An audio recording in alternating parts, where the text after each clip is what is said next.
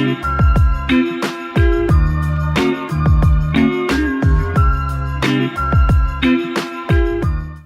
late November, bordering on December, the Italian exchange students offered to coordinate a trip for all of the exchange students that want to go see Italy.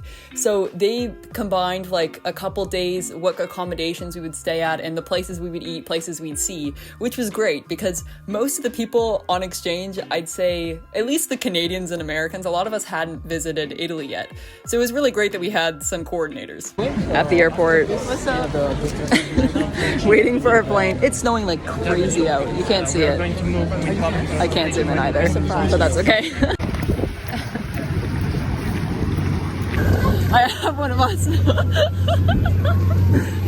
There we go. Well, we're almost there.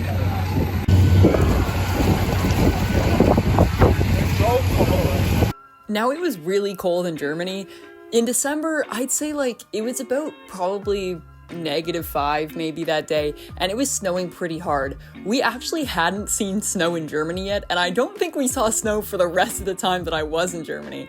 But unfortunately, our flight was delayed 2 hours because they weren't expecting it. Luckily, we were at a pretty small airport, so there weren't many tracks, and they had a lot of people on shoveling up the snow so that we could take off. And once we did, the flight was pretty bumpy. I think it was the flight with the most turbulence I've ever been on. At this point, I had been on a lot of flights, so I felt a lot more comfortable flying. But maybe like a month or two ago, I would have been freaking out. I know turbulence can't really, I'm pretty sure turbulence can't make a plane crash, but you know, it still scares you a little bit. Arriving in Italy was like a breath of fresh air. The slight humidity was so nice, and the weather was so much warmer, and it was quite windy, but it was like a nice wind instead of like Germany's biting cold, which was great. But one thing I will say is normally in Germany, -5 for me, typically in Canada, is nothing. I've Nordic skied most of my life, and you know, I've skied in -40 in like a skin suit, no problems, in like northern Canada. Yet here I am in Germany in -5, and I feel like I'm dying. So my like acclimatization was so like such a shock to me that I wasn't able to handle the cold like I usually do. And I had only been in Germany for about 4 months at that point, but it felt like I couldn't handle just a little bit of cold, which was, you know, kind of embarrassing as someone who's like, you know, seen as I am Canadian. So that was kind of upsetting. But still, anyway, it was really nice to arrive in Italy with the warm weather.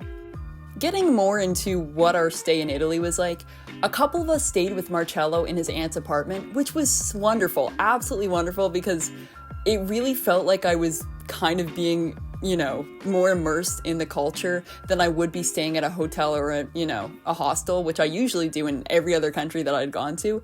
But this was great. Marcello's aunt didn't speak English, but it honestly kind of made it better because we tried our best to communicate, and you know, I was able to hear a lot of Italian, which I found was really cool, because normally I just hear that in passing. Okay. One thing is that coconut shape that you can see that. Coconut shape. That one. That one? No. That one. That one. It's the wind.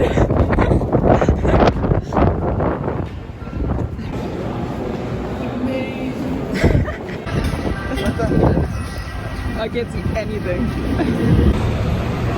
Off to a coffee shop, we lost the others.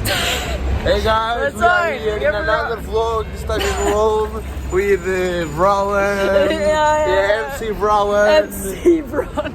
No, thank you. She's doing a concert today in Plaza della Repubblica. Oh yeah, another one. DJ. DJ Brown.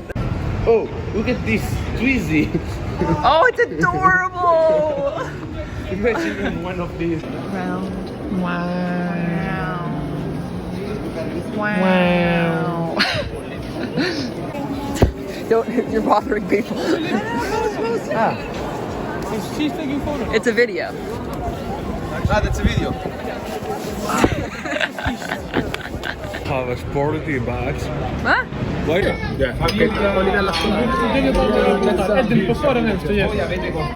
But yeah, so that was great. And then we went out about the town, and we had like breakfast, lunch, dinner, all selected by Marcello, which was great because I feel like I would never be able to pick great places to eat.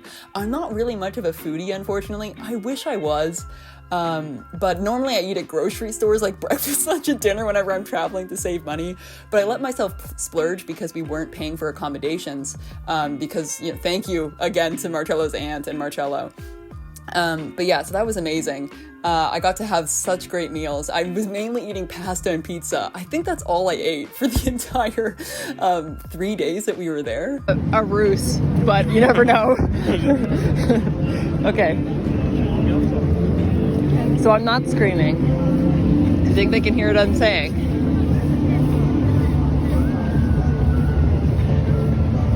I don't think this works. Should I go real close to the wall?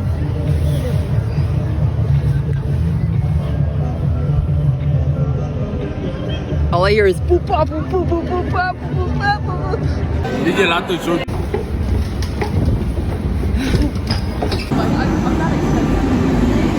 This is Chico Nazimo! I don't know, but Marcello said I can run through here! The moon! Whee! Wow. You can see them. Marcello, Nadine, and Sarah. Okay. When you try your best, don't succeed. Meow. Meow.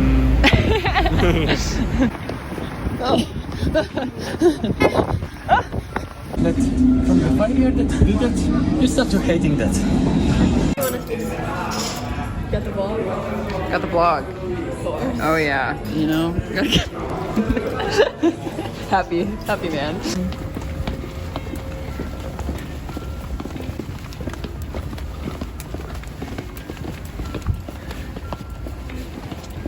My shoelace broke this morning while putting them on, so we're gonna go find a new shoelace. This is the chain on the bottom. We've got yellow socks, red lace. All done. It looks great. I actually really like the purple. I kind of want to do this entire one purple, but that's okay. We were guided all over the place, and we were taken to a bunch of different places, which were really cool. I got to see so much in the course of 2 days. Unfortunately, my shoes just couldn't take the heat of our trip. I had been running these poor Converse into the ground for months, unfortunately. And they couldn't take it anymore, so the shoelace snapped. And luckily, I used Marcello's old shoelace to tie up my shoes momentarily, and I went to a convenience store, and I got these shoelaces. Unfortunately, they were kids' shoelaces, and I couldn't read it, so I had like double laces. Next lace update. Purple and yellow on both sides.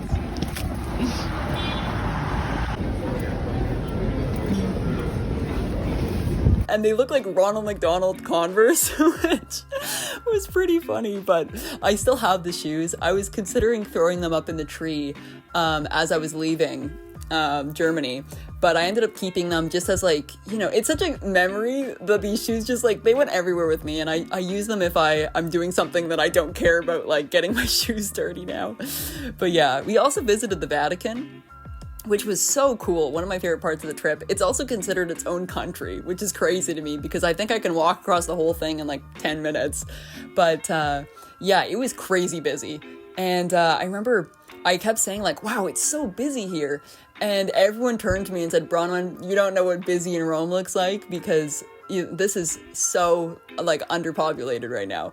I thought it was really busy and it was getting on my nerves. There were people bumping into me and there were people everywhere. But yeah, I don't know what busy looks like because apparently the streets are just flooded with people most of the time. And yeah, I'm not about that. So I'm so glad we went in the off season because I'm still, even at this point in my traveling, I was not very good at being in crowded places still.